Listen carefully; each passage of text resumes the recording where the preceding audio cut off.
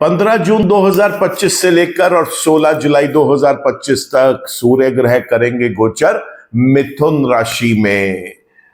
और जब भी कोई ग्रह गोचर करता है तो वो किसी लगन वाले व्यक्तियों के लिए शुभ होता है, किसी के लिए अशुभ होता है। चूंकि आज का वीडियो सूर्य पर है, अगर आप भी जानना चाहते हैं कि सूर्य का मिथुन राशि में गोचर वो कौन से ऐसे लगन है जहां पर अशुभ रहेगा, तो बने रहे मेरे साथ इस वीडियो में। नमस्कार दोस्तों, मैं हूं डॉक्टर विवेक चोपड़ा। सूर्य ग्रह जब मिथुन राशि में गोचर करेंगे तो वो कुछ राशियों के लिए शुभ और कुछ के लिए अशुभ होंगे। अगर आपकी जिज्ञासा है ये जानने की कि वो कौन सी सौभाग्यशाली राशियां हैं जहां पर वो शुभ होंगे और कैसे शुभ फल देंगे, तो आप मेरे चैनल पर जाकर मेरे वीडियो के कंटेंट्स में से सूर्य गोचर शुभ वाला देख सकते हैं। लेकिन आज का ये वीडियो उन राशियों के लिए है जिसमें सूर्य मिथुन राशि के अंदर अशुभ होते हैं। साथ ही साथ आपको यह भी बताऊंगा कि अगर वो अशुभ है तो क्या उपाय करने हैं। लेकिन उससे पहले आपको समझा दूं कि ग्रह काम कैसे करते हैं। ग्रह जहां बैठते हैं वहां का फल देते हैं, जहां देखते हैं वहां का फल देते हैं, और उस लगन में उनकी राशि जिस भाव में आती है उसके फल देते हैं। इस बात को हमेशा आप याद रखें। अब इसके बाद आप समझिए कि सूर्य अगर जन्म के ही अशुभ है और गोचर में भी अशुभ है तो अब ये आपके लिए बहुत बड़ी चेतावनी है, क्योंकि ये पीरियड बहुत ज्यादा पेनफुल और स्ट्रगलिंग हो सकता है।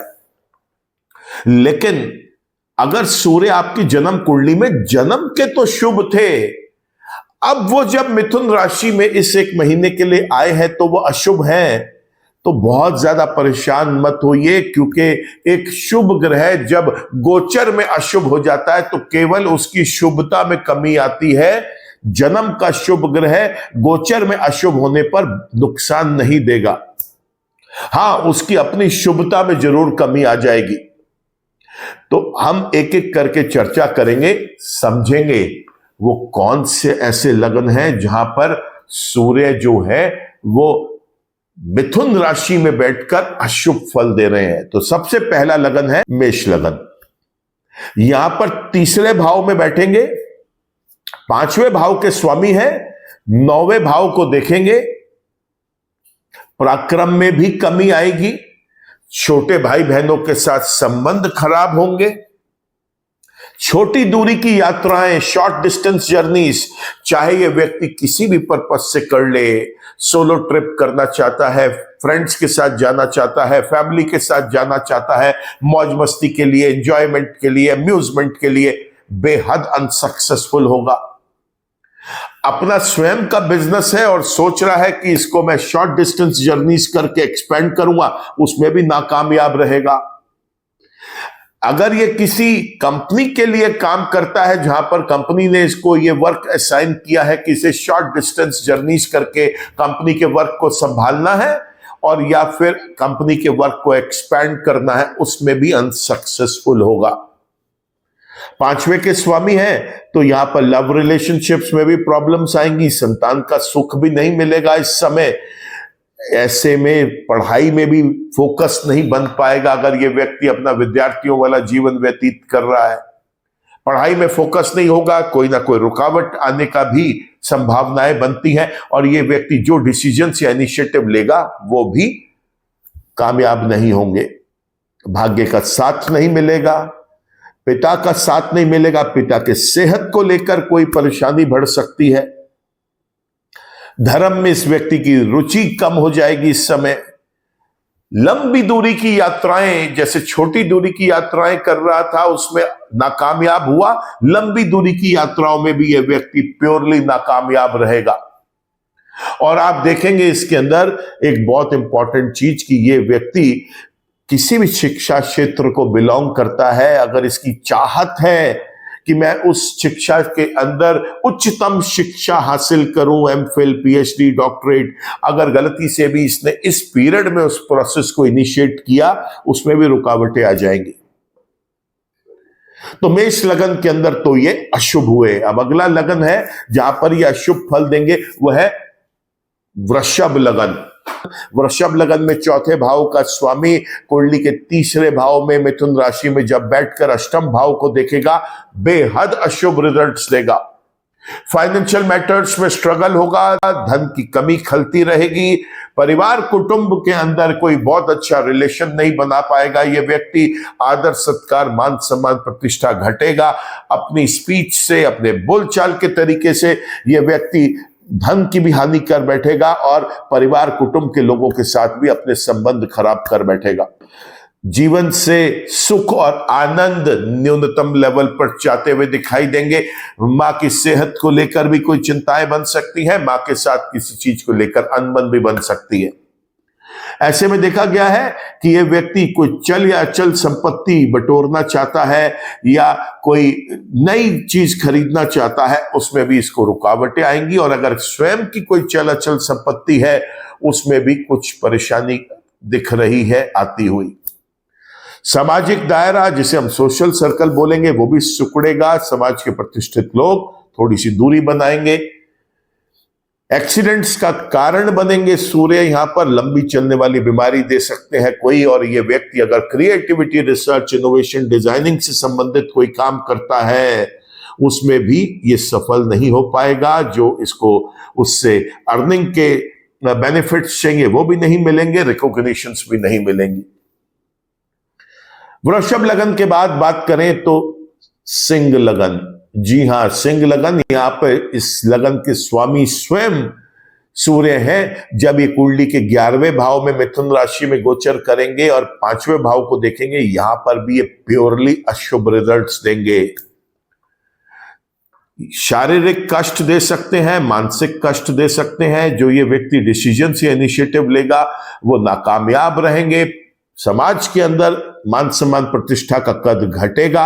व्यक्ति कुछ भी करेगा उसमें नाकामयाब रहेगा। लव रिलेशनशिप्स खराब होंगे।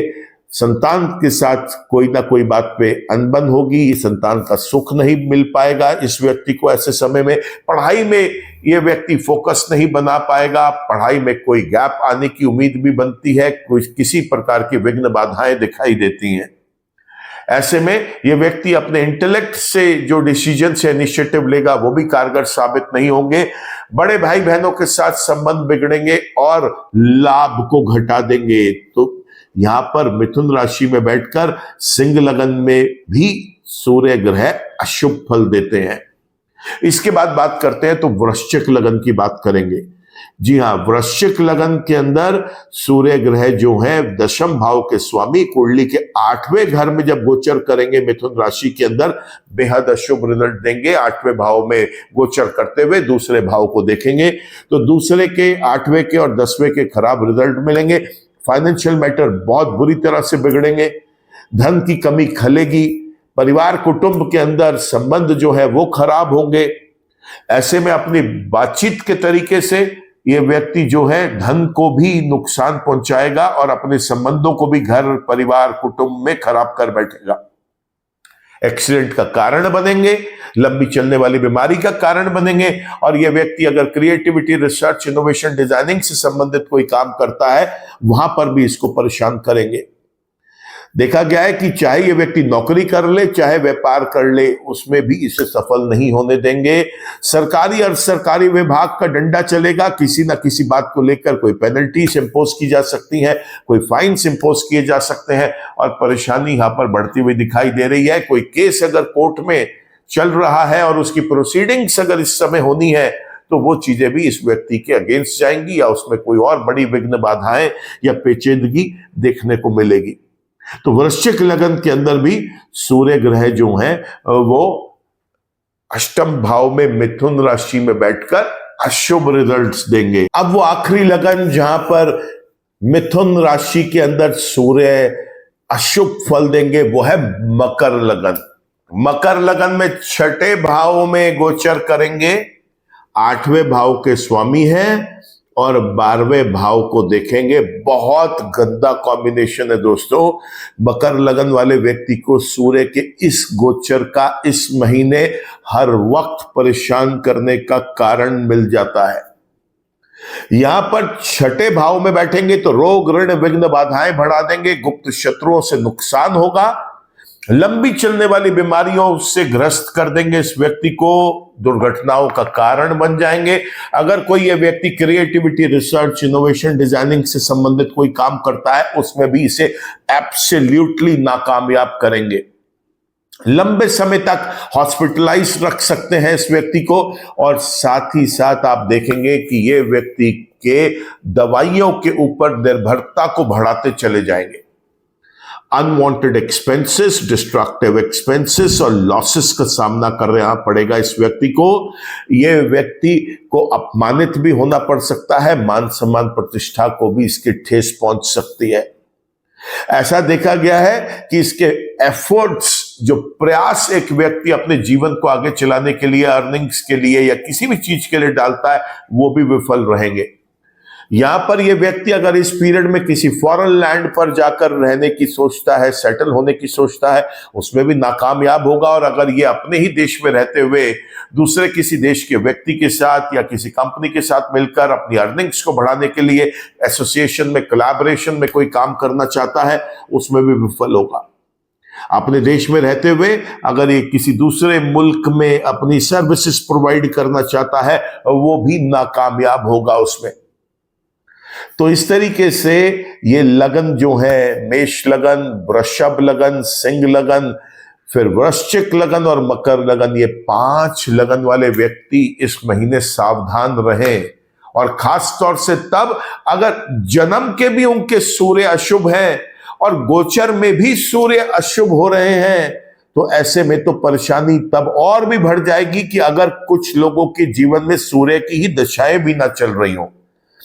सूर्य की अगर दशा भी चल रही है, चाहे वो महादशा, अंतरदशा, प्रत्यंतर दशा, सूक्ष्म दशा हो, और चाहे फिर वो जन्म के सूर्य खराब है, गोचर में भी खराब है, ऐसी सिचुएशन हो, यहां पर सूर्य बहुत परेशान करेंगे और उसके उपाय करना अति आवश्यक है। चाहे जन्म के आपके वो शुभ ही क्यों ना हो, तो भी आपको उपाय करने चाहिए, क्योंकि गोचर में सूर्य अशुभ है। बड़े सरल उपाय हैं। सूर्य को जल दें, उसमें थोड़ा सा कुमकुम, थोड़ा सा हल्दी डालें, तब जल दें, बहुत अच्छा रहेगा। सूर्य के मंत्र जप करें, संभव हो सके तो आदित्य हृदय स्तोत्रम का पाठ करें। गाय को भीगी हुई गेहूं में गुड़ मिलाकर खिलाएं। धर्म स्थल पर गेहूं गुड़ तांबे का दान करें। देवी देवताओं के चरणों में गुड़ या रसीले फल जाकर चढ़ाएं।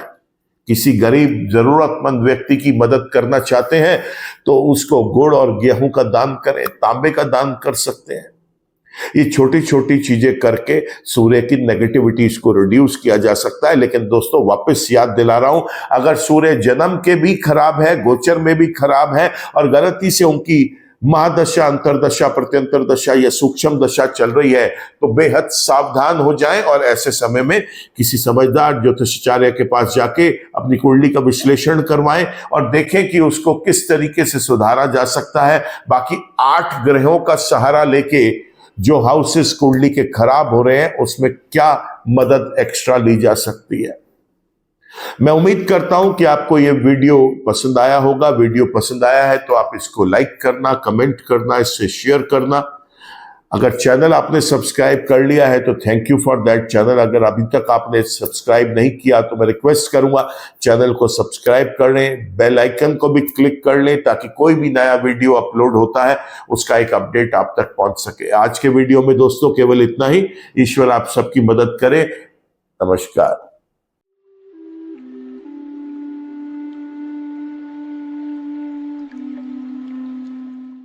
जीवन की सभी प्रकार की व्यक्तिगत, पारिवारिक और व्यावसायिक समस्याओं के समाधान के लिए तुरंत संपर्क करें। डॉक्टर विवेक चोपड़ा, पीएचडी, गोल्ड मेडलिस्ट, विश्व विख्यात ज्योतिषाचार्य एवं वास्तु एक्सपर्ट। कॉल अथवा व्हाट्सएप करें 9311131069 9212431069।